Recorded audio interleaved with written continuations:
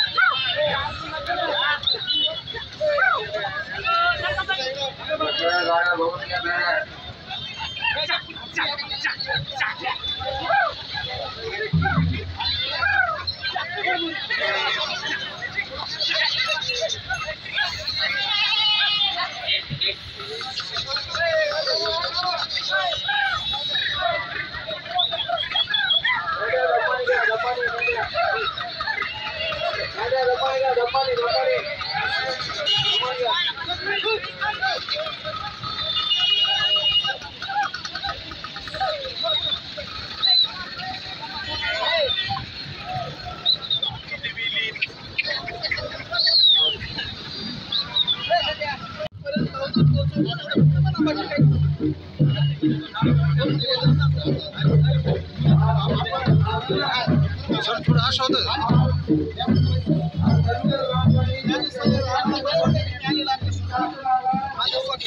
निवेदन दिलेलं आहे. शासनापर्यंत मागणी महोदयांच्या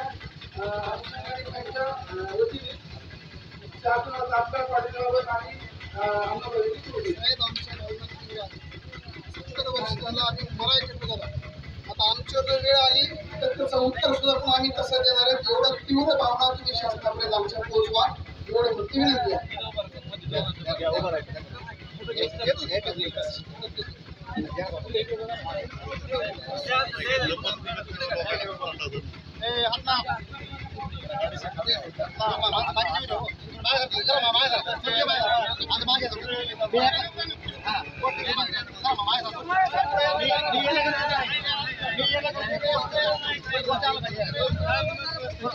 निवेदनाला हात लावा.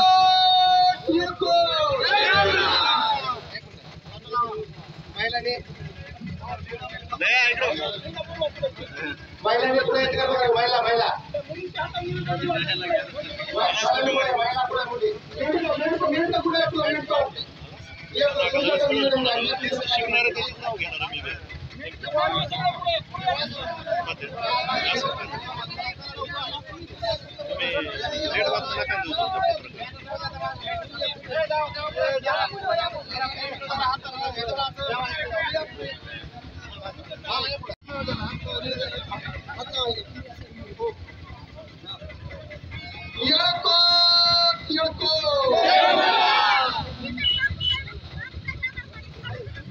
आताच आपण समस्त धनगर समाज बांधवांनी माननीय महसूल प्रशासनाला आताच आपण लेखी निवेदन दिलेलं आहे. तर आपले काय नेमक्या मागण्या आहेत? धनगर समाजाचा एसटी आरक्षणाच्या अंमलबजावणीचा प्रश्न. धनगर समाजाच्या एसटी आरक्षणाच्या अंमलबजावणीचा प्रश्न हा 70 वर्षापासूनचा प्रलंबित आहे. धनगर समाजाचे योद्धे दीपक भाऊ बोराडे हे जालना या ठिकाणी अमरण उपोषणासाठी बसलेले असल्याचं 14-15 तर 15 दिवसानंतर सुद्धा या सरकारला जाग येत नाही.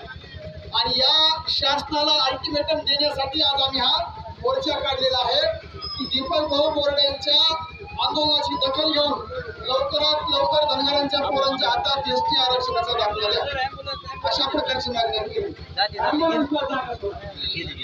जर प्रशासनाने आपल्या मागणीची आणि आपल्या लेखी निवेदनाची दखल नाही घेतली तर पुढील काळात आपलं आंदोलनाचं स्वरूप कसं असेल?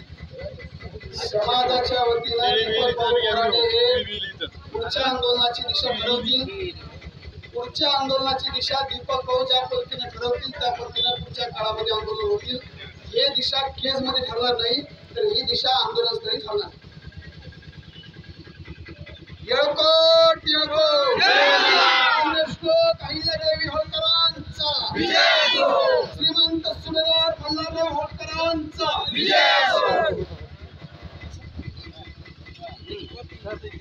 मला लगेच सह्या केलेल्या कॉपी तीव्र पोहोचून 5 मिनिटांमध्ये सौम्य पोहोचून